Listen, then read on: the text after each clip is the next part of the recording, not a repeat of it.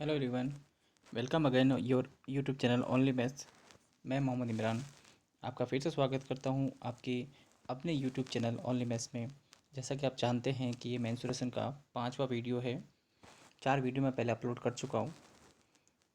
ये 5वां वीडियो है जिसमें मैं अब स्क्वायर के बारे में यानी वर्क के बारे में बताऊँगा आपको कि वर्क पर किस तरह से क्वेश्चन आते हैं।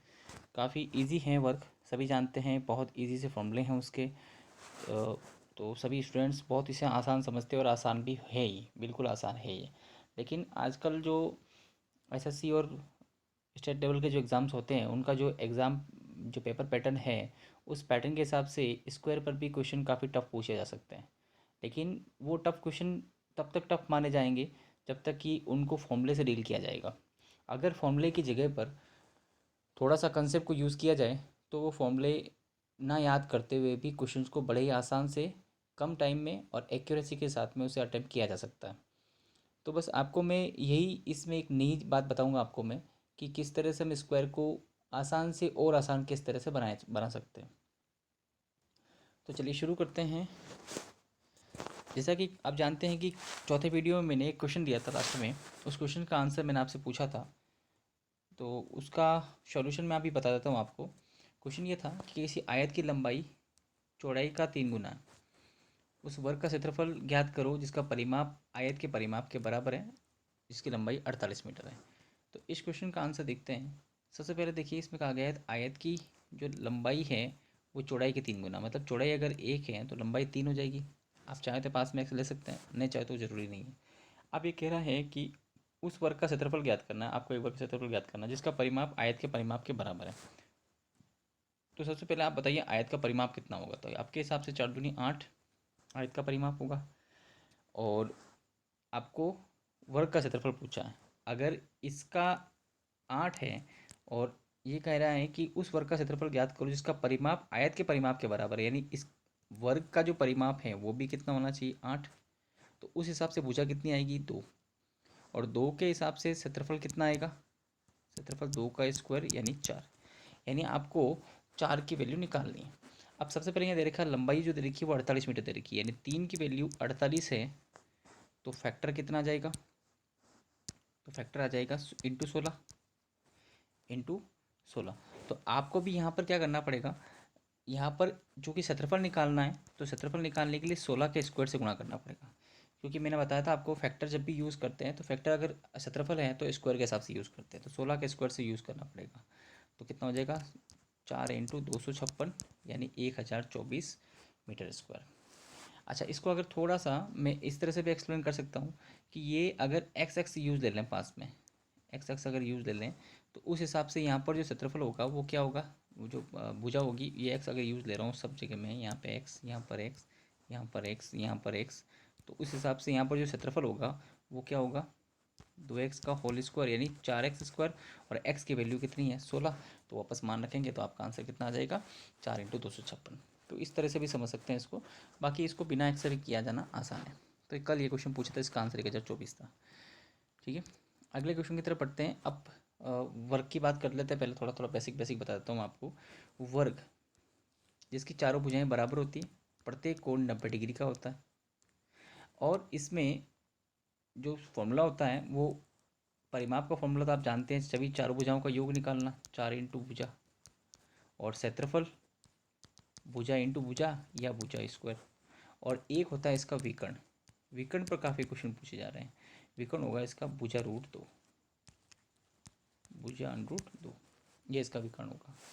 ठीक है, इस पर कुछ क्वेश्चन देखते हैं बेसिक बेसिक से। दो वर्गों का परिमाप 24 सेंटीमीटर 32 सेंटीमीटर। हालांकि देखो इसमें कुछ अधिक अप्रोच बताऊंगा मैं आपको, इस विकर्ण की अप्रोच बहुत अलग अप्रोच बताऊंगा, लेकिन अभी हाल फिलहाल याद रख लो। वर्ग का परिमाप दे रखा है 24। सबसे पहले कहा गया वर्ग का परिमाप है 24। तो 24 परिमाप है और चारों भुजाएं बराबर, 4 का भाग लगाएंगे तो प्रत्येक भुजा कितनी आ जाएगी 6 सेंटीमीटर। इस बात का हमेशा ख्याल रखना। फिर है ये 32, 32 के हिसाब से 4 का भाग लगाएंगे तो प्रत्येक भुजा कितनी हो जाएगी 8। अब ये कह रहा है इन वर्गों के क्षेत्रफलों के योग के बराबर क्षेत्रफल वाले एक तीसरे वर्ग का परिमाप बताना, यानी इनके क्षेत्रफल। तो इसका क्षेत्रफल कितना आएगा 36, और इसका कितना आएगा 64 के योग के बराबर कितना आएगा 100, यानी 100 सेंटीमीटर स्क्वायर का एक आपके वर्ग है। तो इस वर्ग का परिमाप पूछा है। तो आप बताइए, अगर 100 सेंटीमीटर स्क्वायर इसका अगर क्षेत्रफल है, 100 सेंटीमीटर स्क्वायर इसका क्षेत्रफल है, तो प्रत्येक भुजा कितनी हो जाएगी? तो प्रत्येक भुजा कितनी हो जाएगी? 10 की। और 10 के हिसाब से जो परिमाप होगा वो कितना हो जाएगा? 4 इंटू 10 यानी 40 मीटर। ठीक है। तो जिस तरह से हम आयत में परिमाप निकाल कर आधा करके दो भुजाओं का योग निकालते हैं, वैसा वैसा काम आपको इसमें भी करना है, लेकिन आसान काम है। इसमें सीधा परिमाप जो दिया आपको उसमें 4 का भाग दे दीजिए, आपका प्रत्येक भुजा निकल जाएगी। सिंपल सी बात है। फॉर्मूले को उल्टा करने की आवश्यकता नहीं है, आपको कंसेप्ट समझने की कोशिश करनी है। ठीक है। तो 40 इसका आंसर हो जाएगा।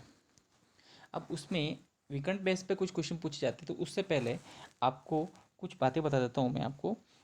ट्रिग्नोमेट्री का यूज किस तरह से हम मेंसुरेशन में कर सकते हैं? Trigonometry is smart use in mensuration. Smart use है, ये ध्यान रखना है। जो यूज़ होगा वो बहुत स्मार्टनेस से होगा।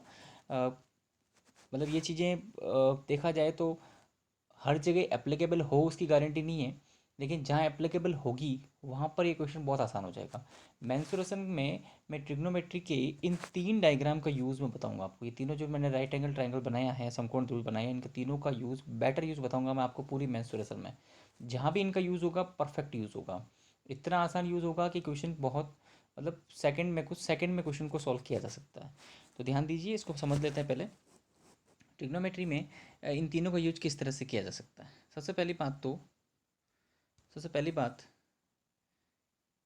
कि टेन 30 की वैल्यू हम जानते हैं। टेन 30, टेन 45 और टेन 60, इनकी वैल्यू हम अच्छी तरह से जानते हैं। और अगर नहीं जानते हैं तो आपको इन्हें याद रखनी पड़ेगी। आपको इन्हें याद रखनी पड़ेगी अगर आप नहीं जानते हैं तो सबसे पहले देखिए, टेन 30 जो है वो है 1/√3। और आपको याद रखना है कि अगर 30 डिग्री वाला कहीं पे भी समकोण त्रिभुज नज़र आ जाता है, 30 डिग्री वाला, तो आप याद रखें 33 की वैल्यू 1/√3 की वजह से लंब जो होगा वो 1 होगा, आधार जो होगा वो √3 होगा। उस हिसाब से लंब 1 और आधार √3 के हिसाब से कर्ण जो होगा वो लंब स्क्वायर प्लस आधार स्क्वायर के हिसाब से 1 स्क्वायर प्लस √3 का स्क्वायर, 1 का स्क्वायर 1, √3 का 3, 3 और 1 4, 4 का वर्गमूल 2। इसका मतलब कर्ण जो हो जाएगा वो 2 आ जाएगा। यानी जब भी अगर आप इस तरह का डायग्राम देख लेते हैं, यहाँ पे 30 डिग्री वाला आता है, तो आप तुरंत याद रखें यहाँ पर 1 आएगा, यहाँ पे √3 आएगा, यहाँ पे 2 आएगा। इसी टाइप से टेन 45 जब भी आ जाता है, तो टेन 45 में 1/1 होता है, क्योंकि वैल्यू 1 होती है, तो 1 यहाँ पे आएगा, 1 यहाँ पे आएगा। उस हिसाब से कर्ण कितना हो जाएगा? 1 का स्क्वायर प्लस 1 का स्क्वायर √2 आ जाएगा यहाँ पे। यानी जब भी 45 डिग्री वाला समकोण त्रिभुज आप कहीं भी देख लेते हो तो आप 1 1 √2 याद रखिए। उसी प्रकार टेन 60 है, टेन 60 की वैल्यू √3/1 होती है, जस्ट इसकी उल्टी होती है। इसकी 33 की उल्टी होती है √3/1, तो √3 यहाँ पे आएगा, 1 यहाँ पे आएगा। इसका मतलब केवल और केवल इन दोनों को उल्टा करना है, वापस कर्ण 2 ही आएगा। तो आपको कुल मिलाकर ये तीनों डायग्राम जो है वो अच्छी तरह से याद रखने हैं। अगर आपने अच्छी तरह से याद रख लिया तो मेंसुरेशन में इसका परफेक्ट यूज़ है। बहुत ही शानदार यूज़ बताऊंगा मैं आपको इसका, धीरे धीरे बताऊंगा स्टेप बाय स्टेप। तो पहले हम बात करते हैं वर्ग की। तो वर्ग में 45 डिग्री वाला बहुत ज़्यादा काम आएगा। 45 डिग्री वाला बहुत ज़्यादा काम आएगा, इस बात का हमेशा ख्याल रखें। ठीक है, ये 45 डिग्री वाला बहुत ज़्यादा काम आएगा। इसका रीज़न क्या बता देता हूँ मैं आपको। देखिए, सबसे पहले मैं बात करूँ वर्ग की, तो वर्ग में ये भुजा और ये भुजा बराबर होती है, और साथ में ये कर्ण होता है। तो डेफिनेटली जब ये दो भुजाएं बराबर हैं, इसका मतलब मैं कह सकता हूँ ये 1 है और ये 1 है। उस हिसाब से कर्ण कितना हो जाएगा? √2। अच्छा, मैं अगर आपसे पूछूँ बताओ ये कोण कितना होगा, तो आप याद रखना है इस कोण को 45 डिग्री होगा। क्यों होगा? क्योंकि त्रिभुज में जब दो भुजाएं बराबर हो तो आमने सामने कोण भी बराबर होंगे। जब एक 90 डिग्री का है, अन्य दोनों कोण टोटल 90 डिग्री होंगे, इसका मतलब दोनों बराबर हो जाएंगे। कितने कितने हो जाएंगे? 45 45 हो जाएंगे। तो इस डायग्राम को अच्छे से याद रखना है आपको, इसमें बहुत ज़्यादा यूज़ होगा। और मैंने अभी आपको थोड़ा देर पहले भी इसमें जो वर्क की डेफिनेशन बताई थी उसमें मैंने बताया था आपको कि यहाँ पे भुजा और यहाँ पे भुजा, तो विकर्ण भुजा √2 होता है। तो उसका रीज़न यही था इसका था, अगर ये एक है, ये एक है, तो ये एक √2 होगा। बस आपको ये डायग्राम अच्छे से याद रखना है। आप वर्क के विकर्ण या वर्क पे जितने भी क्वेश्चन बनते हैं आराम से आप याद कर सकते हैं। इसका यूज किस तरह से करना है मैं आगे आपको समझा देता हूँ। सबसे पहले देखिए, इसमें लिखा हुआ है PQRS 10 सेंटीमीटर भुजा वाले एक वर्ग है। PQRS 10 सेंटीमीटर भुजा वाला एक वर्ग है। सबसे पहले एक वर्ग है जो 10 सेंटीमीटर भुजा का है, नाम है PQRS। PQRS। फिर कहा गया ABBCD इनके मध्य बिंदु हैं, यानी ये A इसका मध्य बिंदु है, B इसका मध्य बिंदु है, C इसका मध्य बिंदु है और D इसका मध्य बिंदु है। फिर कहा गया PQQR उसके मध्य बिंदु हैं, तो बनने वाले वर्ग ABCD का परिमाप क्या होगा? अंदर भी एक वर्ग बनेगा, ABCD का परिमाप क्या होगा? आप ध्यान से देखिए, मैं डायग्राम से कुछ एक चीज़ निकाल रहा हूँ, इससे ध्यान से देखना। ये 90 डिग्री का कोण है, ये वाला। इसका मतलब मैं इस त्रिभुज को बाहर निकाल लेता हूँ। ये डी है, ये पी है और ये ए है। ये 90 डिग्री है और हम जानते हैं कि ये 10 है, इसका मतलब आधा कितना हो जाएगा 5, तो ये 5 हो गया। इसी प्रकार ये 10 है तो ये भी कितना हो जाएगा 5। आप बताओ ये 5 है तो ये बताओ ये कितना होगा। तो आप ऐसा अगर पूरा फॉर्मूले से निकालना चाहोगे तो निकाल लो भाई, है ना। 5 का स्क्वायर प्लस 5 का स्क्वायर, 25 + 25 50, इस तरह से निकाल सकते हो। बट इस तरह से आप निकालने की कोशिश मत कीजिए। आपको डायरेक्टली बताया मैंने भी आपको थोड़ी देर पहले कि जब दो भुजाएं बराबर होती है, यानी अब एक एक का रूल लगेगा। जब ये एक होता है और ये एक होता है तो ये √2 होता है। इसका मतलब ये 5 और 5 दिए, 5 √2 हो जाएगा। सिंपल सा। तो डी ए कितना आ गया 5 √2। ये प्रत्येक भुजा आ चुकी है इसकी 5 √2। इसकी प्रत्येक भुजा हो चुकी है 5 √2। तो अब जब प्रत्येक भुजा 5 √2 आपसे परिमाप पूछा है तो 5 √2 5 √2 5 √2 कितनी बार जोड़ोगे 4 बार, तो कितना आ जाएगा 20 √2 इसका आंसर हो जाएगा। ये आसान सा काम, ध्यान से समझना, बहुत अच्छी चीज़ है। आपको बस इतना से याद रखना है कि जब ये दो भुजाएं बराबर होती है, ये दो भुजाएं बराबर होती है तो 100% डेफिनेटली 1 √2 गुणज होगा इसका। अगर ये दो हैं ये दो हैं तो ये 2 √2, ये 4 है ये 4 है, ये 4 √2, ये 6 ये 6 ये 6 √2, सीधी सी बात है। चलिए अगले क्वेश्चन तो बढ़ते हैं। किसी वर्ग के विकर्ण की लंबाई 15 √2 है, ये √2 है, आगे अंदर लिखा हुआ है 15 √2 सेंटीमीटर है। इसका क्षेत्रफल होगा, क्षेत्रफल पूछा आपसे। तो विकर्ण की लंबाई दे रखी है। सबसे पहले तो आप चित्र बना लेते हैं इसका। इसमें कहा गया ये विकर्ण 15 √2 है, ठीक है। फिर वही बात है, मैंने आपको बताया एक एक √2, ये √2 की वैल्यू के बराबर है, याद रखना। हमें इसको √2 को बराबर कर दीजिए। जब √2 की वैल्यू 15 √2 है तो एक की वैल्यू कितनी हो जाएगी 15। जब एक की वैल्यू 15 है और ये एक ही तो है, तो इसका मतलब इसकी वैल्यू कितनी होगी 15 सेंटीमीटर। तो भुजा 15 सेंटीमीटर आ चुकी है। अब क्षेत्रफल पूछा आपसे तो 15 का स्क्वायर कितना हो जाएगा 225 सेंटीमीटर इसका आंसर हो जाएगा। अच्छा, काफ़ी स्टूडेंट ये कहेंगे सर 15 √2 तो ये 15 ही होगा। हाँ बिल्कुल, कोई बात नहीं, आप 15 √2 तो ये 15 लिख के भी डाइट कर सकते हैं, वरना ज़्यादातर आप √2 को इक्वल करने की कोशिश कीजिए, क्योंकि कई बार वैल्यू √2 में नहीं आएगी। मान लो सपोज कर लो यहाँ पर वैल्यू 8 आ गई, तो अब आप कैसे निकालोगे इस चीज़ को। इसलिए आप हमेशा इसी मेथड को यूज़ करो जो मेथड मैं आपको समझा रहा हूँ। अगले क्वेश्चन तो बढ़ते हैं। यदि किसी वर्ग ABCD के विकर्ण AC की लंबाई 5.2 सेंटीमीटर तो इसका क्षेत्रफल कितना होगा। पूछा गया है कि वर्ग ABCD के विकर्ण, ये वर्ग है, इसमें विकर्ण AC की लंबाई दे रखी है 5.2। आगे सवाल वो बीच बताया मैंने आपको 5.2 सेंटीमीटर, तो इसका क्षेत्रफल कितना होगा। तो अब देखिए फिर वही बात है, यहाँ पर ये विकर्ण होगा वो किसके बराबर होगा √2 के बराबर होगा। तो √2 की वैल्यू 5.2 है। अब यहाँ पर कोई वैल्यू कटती नज़र नहीं आ रही, हालांकि कैंसिल कर सकते हो उसे, बट मैं कैंसिल नहीं कर रहा हूँ, ठीक है। करती वैसे नज़र नहीं आ रही, बाकी मैं इस चाहूँ तो √2 को नीचे ला के 2 को ऊपर ले जाकर कैंसिल कर सकता हूँ, बट अभी नहीं कर रहा हूँ, ठीक है। तो √2 की वैल्यू 5.2 है। चलो मैं करके दिखा देता हूँ आपको। √2 की वैल्यू 5.2, मैं 5.2 को लिख सकता हूँ 2 × 2.6, ठीक है। और अब ये √2 से ये कट गया 2 √2 पर, ठीक है। ये हमेशा याद रखना। इसका मतलब एक की वैल्यू कितनी आ गई 2.6 √2। एक की वैल्यू कितनी आ गई 2.6 √2। आपसे पूछा है कि इसका क्षेत्रफल कितना है, हम जानते हैं ये एक भुजा ही तो होगी इसकी, √2 के हिसाब से एक ही तो होता है, तो एक का स्क्वायर तो करना होता है। तो यहाँ पर भी क्या करेंगे, सीधा इसका स्क्वायर कर दीजिए। तो इसको करेंगे तो 2.6 का स्क्वायर, सबसे पहले 6.76। अच्छा एक अलग पेज है ना, यहाँ पे अलग पेज बना देता हूँ। 2.6 का स्क्वायर 2.6 √2 का स्क्वायर करना आपको। तो इसका स्क्वायर जब करेंगे तो 2.6 का स्क्वायर होता है 6.76 और √2 का 2 गुणा करेंगे तो 13.52 सेंटीमीटर स्क्वायर इसका आंसर हो जाएगा, ठीक है। तो आधा आसान ही है ना, वापस देख लेना इसको अच्छी तरह से अगर नहीं समझ में आया तो। किसी वर्ग का क्षेत्रफल जो है, किसी वर्ग का क्षेत्रफल उसके विकर्ण पर खींचे गए वर्ग के क्षेत्रफल से क्या अनुपात होगा। सबसे पहले कहा गया है कि किसी वर्ग का क्षेत्रफल तथा उसके विकर्ण पर खींचे गए वर्ग का क्षेत्रफल, उसके विकर्ण पर, जो विकर्ण है उस विकर्ण पर भी एक वर्ग बना दिया मैंने। इन दोनों के बीच अनुपात पूछा है। तो सबसे पहले देखिए यहाँ पर अगर एक होगा, ये एक होगा तो √2 होगा। आप बताइए इसका क्षेत्रफल कितना होगा। इसका क्षेत्रफल होगा एक का स्क्वायर, और अगर मैं इसका क्षेत्रफल पूछूँ तो क्या होगा √2 का स्क्वायर। आपको इसके अनुपात इसका अनुपात पूछा था 1:√2, 1:2 आंसर इसका। अगले क्वेश्चन की तरफ बढ़ते हैं। एक वर्ग का क्षेत्रफल 200 वर्ग मीटर है। नया वर्ग इस वर्ग प्रकार बनाया गया है कि विकर्ण की लंबाई पहले वर्ग के विकर्ण के अंडर 2 गुना नए वर्ग का क्षेत्रफल की पूछा आपसे। सबसे पहले देखिए इसमें क्या, एक वर्ग का क्षेत्रफल 200 वर्ग मीटर है। सबसे पहले देखिए एक वर्ग 200 वर्ग मीटर है, क्षेत्रफल 200 वर्ग मीटर है। तो क्षेत्रफल जब 200 है तो भुजा निकालने के लिए 200 वर्गमूल निकालते हैं। इस बात का हमेशा ख्याल रखना, क्षेत्रफल दे रखा है, भुजा निकालनी है तो वर्गमूल निकालते हैं। तो आप क्या करेंगे, सबसे पहले भुजा देखेंगे, 200 को देखते याद आएगा 200 का वर्गमूल, और 200 वर्गमूल निकालेंगे 2 इंटू 100 से, है ना। 100 का वर्गमूल तो 10, 2 का अंडर 2 हो जाएगा। तो सर इसकी जो भुजा आ चुकी है वो 10 अंडर 2 आ चुकी है। आपसे कहा गया नया वर्ग इस प्रकार बनाया गया है कि उसके विकर्ण की लंबाई पहले वर्ग के विकर्ण का अंडर 2 गुना। अच्छा, इसका विकर्ण निकालते हैं।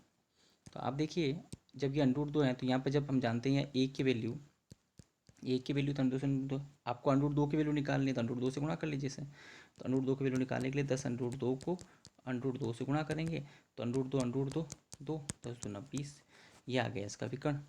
ठीक है, आपसे पूछा नए वर्ग का क्षेत्रफल पूछाइए। अब ये जो नया वर्ग आएगा उसका विकर्ण जो होगा, नए वर्ग का विकर्ण की लंबाई पहले वर्ग के विकर्ण का अंडर 2 गुना, इसका नए वर्ग के विकर्ण कितना है 20।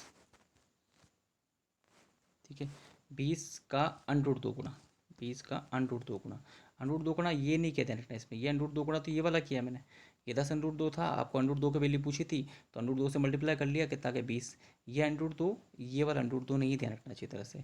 अब आपसे कहा गया है कि नया विकर्ण विकर्ण का जो मान है वो पहले वाले विकर्ण का अंडर 2 गुना, तो पहले वाला विकर्ण 20 है तो नया वाला विकर्ण जो होगा वो 20 अंडर 2 हो जाएगा। अब 20 अंडर 2 के हिसाब से बताओ यहाँ पे कितना होगा, तो वही अंडर 2 हट जाएगा, कितना आ जाएगा 20। इसका मतलब इसकी जो भुजा आ जाएगी वो कितना आ जाएगी 20। आपसे पूछा है इसका क्षेत्रफल कितना होगा, तो 20 का स्क्वायर यानी 400 है। आसान सिंपल सा काम था। ठीक है, आगे देखते हैं तरफ। एक वर्ग का विकर्ण 4 अंडर 2 है, इस प्रकार के एक वर्ग का विकर्ण 4 अंडर 2 है, तो ये 4 अंडर 2, इसका मतलब ये कितना होगा 4। एक अन्य वर्ग का विकर्ण जिसका क्षेत्रफल पहले वर्ग के क्षेत्रफल का दुगुना, तो पहले वर्ग का 4 है, नहीं पहले वर्ग का जो क्षेत्रफल होगा वो कितना हो जाएगा, क्षेत्रफल जो होगा वो कितना होगा 16, ये क्षेत्रफल होगा इसका, तो ये इसका डबल है, इसका मतलब क्षेत्रफल कितना होगा 32। अब 32 का वर्गमूल निकालेंगे तो वो इसकी भुजा हो जाएगी। 32 का वर्गमूल कैसे निकालेंगे, 16 इंटू 2 करके निकालेंगे, 16 का 4 इंटू 2, इसका मतलब जो नई वर्ग भुजा होगी वो 4 इंटू 2 हो जाएगी। अब आपसे पूछा गया है पहले वर्ग क्षेत्रफल, तो आपको एक अन्य वर्ग का विकर्ण क्षेत्रफल पहले वर्ग का क्षेत्रफल का दुगुना निम्न है। अब आपको इसका क्षेत्रफल निकालना, तो 4 अंडर 2 का क्षेत्रफल तो निकाला हुआ है। आपसे क्या पूछा इसने, किसी वर्ग का विकर्ण है, एक अन्य वर्ग का विकर्ण पूछा, तो इसका विकर्ण कितना होगा। अब बताइए ये 4 अंडर 2, ये तो इसका मतलब ये 4 अंडर 2 का अंडर 2 गुना हो जाएगा, तो कितना हो जाएगा 4, 4 इंटू 2, 4 दूनी 8 सेंटीमीटर, इसका मतलब 8 सेंटीमीटर का आंसर होगा इसका। ठीक है, दो वर्गों के विकर्ण 3:7 के अनुपात में, दो वर्ग का विकर्ण ये 3 है और ये दूसरा जो है वो 7 है। ठीक है, अनुपात में कहा है तो एक काम करता हूँ, अनुपात में कहा है तो मैं अंडर दो पास में लिख दूँ तो कोई फ़र्क पड़ने वाला नहीं उस चीज़ से। वैसे अनुपात में कहा इन्होंने तो ये अंडर दो मैं अपनी तरफ से लिखा देता हूँ। ठीक है, अब बताओ ये 3 अंडर दो तो भुजा कितनी होगी 3, ये 7 अंडर दो तो भुजा कितनी होगी 7। ठीक है, उसके बाद कहा गया इनके क्षेत्रफल का अनुपात कितना होगा, तो क्षेत्रफल निकाल लीजिए, 3 का स्क्वायर 9 और 7 का स्क्वायर गुण 50, तो 9 अनुपात गुण 50 द राइट आंसर है। बिल्कुल आसान। अच्छा, काफ़ी चीज़ रूल्स ये भी बनते हैं, काफ़ी ये भी किताबों में लिखा हुआ आता है कि विकर्ण को जो अनुपात होगा वही भुजा का अनुपात होगा, बट क्या रीज़न है अभी वो आपको बता दिया मैंने आपको। क्या रीज़न, यही बिल्कुल कि मैं जो अनुपात है 3:7 वो विकर्ण का अनुपात है, अगर उनके बीच में अंडर लगा दूँ आपस में तो अनुपात में कोई फ़र्क नहीं पड़ेगा। और जैसे अंडर लगेगा हम जानते हैं, हमने अभी ट्रिग्नोमेट्री के रूल्स पढ़े हैं उसके अंदर, इस रूल में क्या करते हैं जब ये अंडर होता है इसका मतलब यहाँ पर से 3 3 आ जाएगा। ठीक है, अगले क्वेश्चन की तरफ पढ़ते हैं। दो वर्गों के जिनमें एक का विकर्ण दूसरे के विकर्ण का दुगुना क्षेत्रफल अनुपात क्या होगा। फिर वही बात आगे इसमें भी कि दो वर्गों में एक का विकर्ण दूसरे का दुगुना, एक का अगर एक है तो दूसरे का दुगुना 2 होगा। ठीक है, आपको क्षेत्रफल अनुपात पूछा तो फिर वही बात आ गई इसमें भी कि ये जो 2:1 आया है, अगर मैं इसमें अंडर 2 लगा भी दूँ तो इसका मतलब ये 2 और ये एक ही होगा। अब इसका क्षेत्रफल निकालेंगे तो 4 और इसका क्षेत्रफल निकालेंगे तो 1 होगा, इसका मतलब 4:1 राइट आंसर हो जाएगा इसका। अच्छा, परिमाप पूछेंगे तो परिमाप के साथ दो दो दो दो दो के हिसाब से कितना आएगा 8, और यहाँ पर 1 1 1 के हिसाब से कितना आएगा 4, तो 8:4 2:1 आ सकते हैं। हालांकि परिमाप तो 4 भुजा के हिसाब से भुजा का अनुपात में बटेगा, तो परिमाप पहले बात तो नहीं पूछेंगे, लेकिन पूछ भी ले तो आप आसान से निकाल सकते हैं। दो वर्गों विकर्णों का अनुपात 5:2 है, तो वर्गों के क्षेत्रफल का अनुपात क्या होगा? ये क्वेश्चन आप होमवर्क के लिए रख लीजिए और इसका आंसर मुझे कमेंट बॉक्स में टाइप कीजिए। तो उम्मीद करूँगा आज जो मैंने चीज़ें आपको समझाई वो आपको अच्छे से समझ में आई होगी। भाई बहुत ईजी से कंसेप्ट था, ज़्यादा बड़ा कोई कंसेप्ट है नहीं, आसान से हम इन चीज़ों को समझ सकते हैं, कर सकते हैं। इसलिए फिर मैंने ज़्यादा इस पर क्वेश्चन नहीं लिए। आप क्या कीजिए कि जो आपके पास में किरण पब्लिकेशन की बुक हो या कोई और अदर कोई भी RS अग्रवाल की जो भी बुक्स हो, उनमें वर्गों के संबंधी जितने भी क्वेश्चन उनको सोल्व कीजिए, आयत के संबंधी जितने भी क्वेश्चन उनको सोल्व कीजिए। और अगर कोई भी क्वेरी हो इसमें तो डेफिनेटली आप कमेंट बॉक्स में वो क्वेश्चन टाइप कर दीजिए, मैं इसका सॉल्यूशन अगले वीडियो में अपलोड कर दूंगा। और अगर कोई PDF वगैरह है तो आप मुझे ईमेल कर लीजिए, आप उस पर भी मैं कोई वीडियो बनाकर आपको अपलोड करके बता दूंगा। देखिए टाइम अभी यही है पढ़ने का, तो अभी लॉकडाउन भी है तो अभी ज़्यादा बाहर जाते भी नहीं होंगे आप, जाना भी नहीं चाहिए अनावश्यक रूप से, तो इसलिए आप घर बैठ के अच्छे पढ़ाई कर सकते हो। मैं और भी स्पीड से वीडियो अपलोड कर दूंगा। अगर मुझे अच्छा आउटपुट, जैसा अच्छा आउटपुट मिल रहा है, थोड़ा और अच्छा आउटपुट मिलना शुरू हो जाएगा तो डेफिनेटली मैं दिन के 2-3 वीडियो अपलोड करता रहूँगा। जितने ज़्यादा पढ़ाई आप अभी करोगे उतनी ही जल्दी आप अपना कोर्स को पूरा करोगे। मेंसुरेशन बड़ा टॉपिक है, कोई छोटा टॉपिक है नहीं, लेकिन मैं पटवार के हिसाब से आयत वर्ग जो 2D जितने भी हैं उनको मैं कम से कम 10-12 वीडियो में अपलोड कंप्लीट करूँगा। उसके बाद 3D को भी उठाएंगे हम। सबसे पहले 2D में अच्छी पकड़ करेंगे तभी 3D में इसका यूज़ कर पाएंगे। याद रखिए जितने भी चीज़ें मैं आपको, जितने भी वीडियोस वगैरह मैं बता रहा हूँ, तो उसमें सारी चीज़ें एक दूसरे से जुड़ती हुई बता रही हैं। अगर पहले वीडियो में जो हमने काम में लिया वो दूसरे वीडियो में भी हमने काम में लिया, दूसरे वीडियो में जो चीज़ें मैंने कंसेप्ट बताई वो तीसरे वीडियो में वापस काम आई, इसलिए हर चीज़ को जुड़े हुए समझा रहा हूँ। तो 2D वाली जो सारी चीज़ें हैं वो 3D में वापस काम आएगी। इसलिए आपसे रिक्वेस्ट है कि आप कंटिन्यू सारे वीडियो देखिए, स्किप करके कोई वीडियो मत देखिए, वीडियो को कंप्लीट देखिए, कंप्लीट वॉच कीजिए। और कोई भी दिक्कत होती है इसमें कमेंट बॉक्स में मुझे टाइप कीजिए। अगर अच्छा लगे तो उसे लाइक कीजिए, शेयर कीजिए और सब्सक्राइब करना ना भूलिए। और बेल आइकन पर भी क्लिक कर दीजिए ताकि मैं कोई भी वीडियो अपलोड करूं तो आप उसके लिए आप उसमें मिस ना रखें। Thank you very much.